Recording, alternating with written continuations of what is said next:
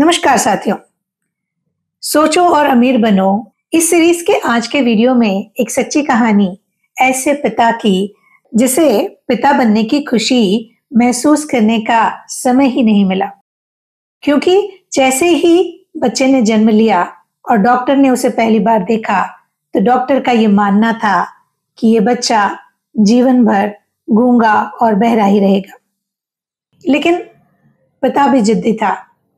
उसने मन ही मन ठान लिया कि मैं अपने बेटे को गूंगा और बहरा बिल्कुल नहीं रहने दूंगा।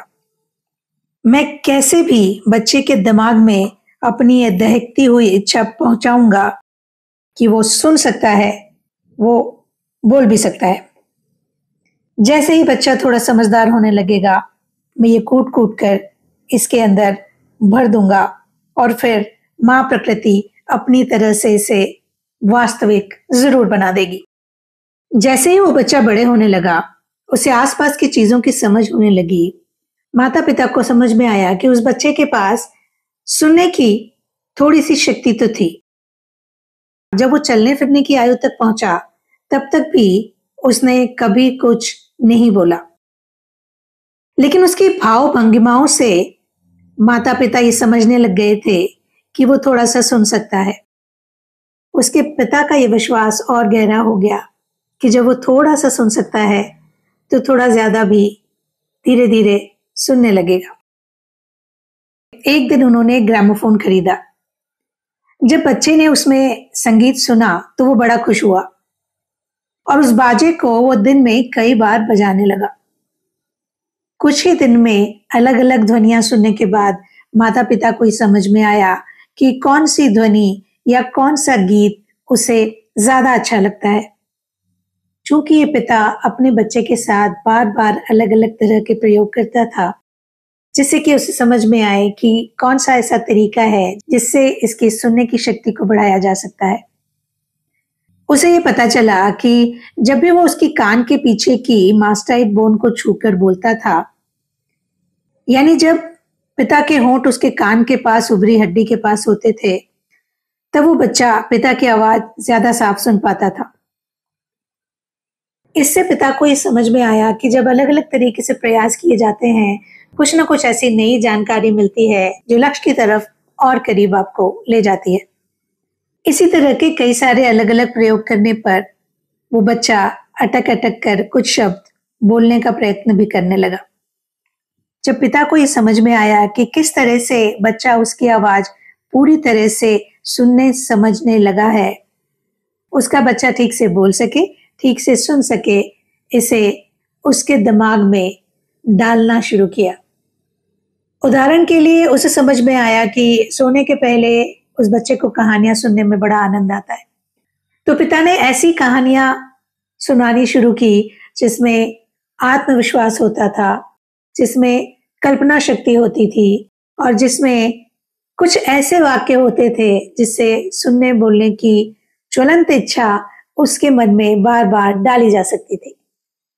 ऐसे ही अलग अलग तरह के विचार उस बच्चे के दिमाग में डालने के दौरान पिता ने ये विचार भी उसके दिमाग में डाला कि ये उसकी कमी नहीं है, ये उसकी कोई बीमारी नहीं है, बल्कि ये तो उसके लिए एक एसेट है। क्योंकि पिता का ये मानना था कि हर विपत्ति अपने साथ कुछ न कुछ समान फायदा उठाने के बीज भी पैदा करती है। तब उसने ये दिमाग लगाया कि किस प्रकार इस बच्चे की कमजोरी इसकी ताकत बन सकती है, और वो सोने के समय सुनने वाली कहानी में रोज नए रंग भरकर उसे सुनाने लगा, इसी आशा के साथ कि वो दिन जल्दी आए जब इस बच्चे की परेशानी दूर हो। उसने और उसकी पत्नी ने यह सुनिश्चित किया कि स्कूल में जाकर शिक्षकों के साथ बात करें, उन्हें बताएं कि ये बच्चा दूसरे बच्चों से थोड़ा अलग है, उस पर ज्यादा ध्यान दिया जाना चाहिए। और स्कूल के शिक्षकों ने भी ऐसा ही किया। जब वो थोड़ा बड़ा हो गया तो अखबार बांटने का काम करने लगा। धीरे धीरे पिता ने महसूस किया कि उसकी सुनने की शक्ति और ज्यादा होती जा रही है और अब वो इस बात से परेशान नहीं होता कि वो दूसरों से कम सुनता है, क्योंकि इस बच्चे का बड़ा भाई पहले से अखबार बांटने का काम करता था। ये बच्चा भी कई महीनों तक अपनी माँ से निवेदन करता रहा कि उसे भी अखबार बांटने के काम में लगाया जाए। लेकिन उसकी माता को ये लग रहा था कि वो अच्छे से सुन नहीं सकता। इस कारण से खुली सड़क पर घूमने पर वो किसी तरह से असुरक्षित ना हो जाए। क्योंकि उस बच्चे ने बहुत सारी ऐसी कहानियां अपने पिता से सुनी थी जिनसे आत्मविश्वास मजबूत होता था, तो एक दिन वो नौकरों के साथ रसोई की खिड़की पर चढ़कर बाहर पहुंचा और पास के एक मोची से 6 सेंट लेकर अखबार खरीदे और उन्हें बेचने लगा। ऐसा वो शाम तक करता रहा। फिर उसने अपना हिसाब किया, 6 सेंट मोची को वापस किए। उसके बाद 42 सेंट जो उसने कमाए थे, रात को घर पहुंचकर ये कमाई उसने अपने माँ के हाथ में रखी।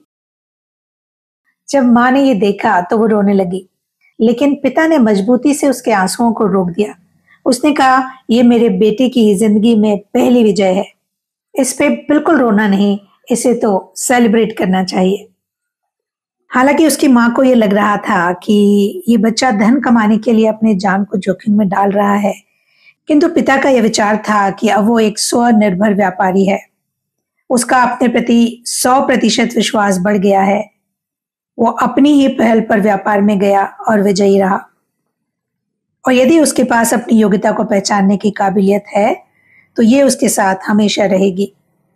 2 बातें जो इस पिता ने बताई कि जब बड़े बेटे को कोई चीज चाहिए होती थी तो वो जमीन पर लोट पोट कर अपनी लातें फटकारता था और इसी तरह कुछ कुछ करके अपनी मनचाही चीज प्राप्त कर लेता था। किंतु छोटा बेटा जो कि ढंग से सुन नहीं पाता था, ऐसा कुछ नहीं करता था।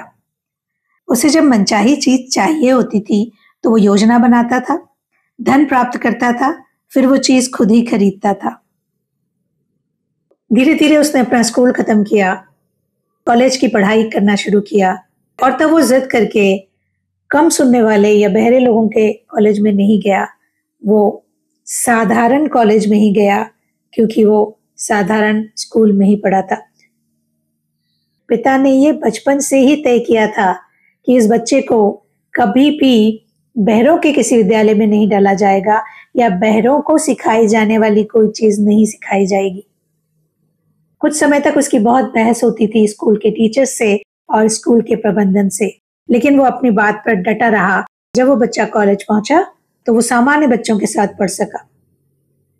जब वो अपनी कॉलेज की शिक्षा के अंतिम सप्ताह में था, तब कुछ ऐसा हुआ जो उसके जीवन की एक महत्वपूर्ण घटना बन गई। ये तब हुआ जब परीक्षण के लिए उसके पास एक बिजली की नई हियरिंग एड भेजी गई। जब वो यंत्र उसने उठाकर अपने सिर पर रखा, जैसे ही उसे बैटरी से जोड़ा गया, मानो चमत्कार हो गया। एक जादुई करिश्मे से उसकी साधारण श्रवण शक्ति प्राप्त करने की इच्छा वास्तविकता बन गई। पहली बार उसने उसी प्रकार सुना जैसे कोई साधारण व्यक्ति सुनता है। अपनी बदली हुई दुनिया में आनंदित होकर वो सीधा टेलीफोन के पास गया और अपनी माँ से बिल्कुल आराम से बात की और बिल्कुल साफ तरीके से उनकी बात सुनी भी। दूसरे दिन से उसको अपने कॉलेज के प्रोफेसर और शिक्षकों की आवाज बिल्कुल सही तरीके से सुनाई पड़ने लगी। पहले तो वो उनको तब सुन पाता था जब वो उसके पास जोर से आकर बोलते थे। अब वो किसी से भी खूब बातचीत कर पाता था। उसकी दुनिया बिल्कुल बदल गई, क्योंकि उसके पिता ने प्रकृति की गलती को वैसे ही स्वीकार नहीं किया था, बल्कि प्रकृति को भी मजबूर कर दिया था कि वो अपनी गलती सुधार ले। उस बच्चे ने हियरिंग एड बनाने वाली कंपनी को एक खत लिखा, जिसमें अपने पहली बार अच्छी तरीके से सुनने के पूरे अनुभव को भी लिखा। पता नहीं उस पत्र में ऐसा क्या था कि कंपनी ने उसे न्यूयॉर्क आने का निमंत्रण दिया। जब वो वहां फैक्ट्री में घूम रहा था, उसके साथ एक चीफ इंजीनियर भी था। उस बच्चे ने वहां एक सुझाव दिया जिसने उसकी कमजोरी को एक खास फायदे का सौदा बना दिया, जो उसे सारी जिंदगी खुशी और धन देने वाला सिद्ध हुआ। उसका सुझाव यह था कि यदि वो अपनी कहानी और अचानक अपनी सुनने की शक्ति में सुधार के बारे में अपने अनुभव लिखे, तो इससे उसके जैसे लाखों लोगों को बड़ा लाभ होगा। उसने तभी निर्णय लिया कि वो अपनी बाकी जिंदगी बहरों की सेवा में लगाएगा। फिर 1 महीने तक वो गहन शोध में व्यस्त रहा। उसके बाद उसने इस हियरिंग एड के मार्केटिंग के तरीकों पर मनन किया और सारे विश्व के बहरों से सीधे बात करने के रास्ते निकाले।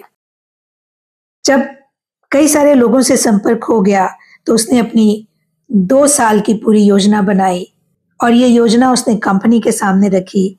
तो कंपनी ने उसे एक ऐसा पद प्रदान किया जिसके द्वारा वो अपनी महत्वाकांक्षी योजना को पूरा कर सकता था। जब उसने ये काम शुरू किया तो उसने सपने में भी नहीं सोचा था कि नियति ने उसे हजारों न सुन पाने वालों का उदाहरक बना दिया है। जब वो इस हियरिंग एड बनाने वाली कंपनी के साथ काम करने लगा तो एक दिन उसने कंपनी द्वारा चलाए जाने वाले क्लास में अपने पिता को बुलाया। पिता ने ऐसी कोई क्लास पहले कभी नहीं ली थी, लेकिन जब वो वहां गया तो उसे समझ में आया कि जिस तरीके से उसने अपने एक बच्चे के साथ अलग अलग प्रयोग किए, वहां बहुत सारे ना सुन पाने वाले लोगों के साथ अलग अलग प्रयोग किए जाते हैं और उनके सुनने की क्षमता को कैसे बेहतर बनाया जाए इस पर काम किया जाता है।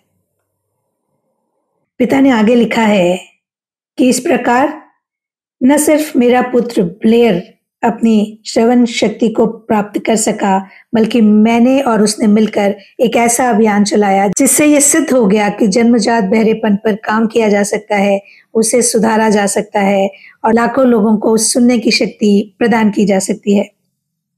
पिता का ये कहना था कि यदि मैं और ब्लेयर की माँ मिलकर उसके मन में ये नई इच्छा नहीं डालते तो वो अभी तक बहरा ही रहता। जब उन्होंने ब्लेयर की पूरी जांच इन मामलों के विशेषज्ञ डॉक्टर एडविन ब्यूरीज से करवाई तो उसके परीक्षण के अनुसार सैद्धांतिक रूप से ये युवक बोल नहीं सकता, सुन नहीं सकता, क्योंकि एक्सरे की तस्वीर साफ दिखा रही थी कि उसकी खोपड़ी में कानों के लिए कोई छेद है ही नहीं। क्योंकि ब्लेयर के मन में जो माता पिता ने तीव्र इच्छा डाली थी उसके कारण ही वो ऐसा कर पाया, क्योंकि उसके मन ने ये विश्वास कर लिया कि वो सुन पाएगा। उस बच्चे का नाम आपने सुना है ध्यान से, उसका नाम ब्लेयर था। लेकिन क्या आप ये नहीं जानना चाहेंगे कि पिता का नाम क्या था? पिता का नाम था नेपोलियन हिल। इस पूरी कहानी से हमें ये सीखने को मिलता है, कुछ भी ऐसा नहीं है जिसके लिए काम नहीं किया जा सकता और कोई भी इच्छा ऐसी नहीं है जिसके पीछे पूरी मेहनत और जुनून से लग जाए और वो पूरी ना हो। इस सीरीज के अगले वीडियो में आपसे फिर मुलाकात होगी। तब तक के लिए अपना ख्याल रखिएगा।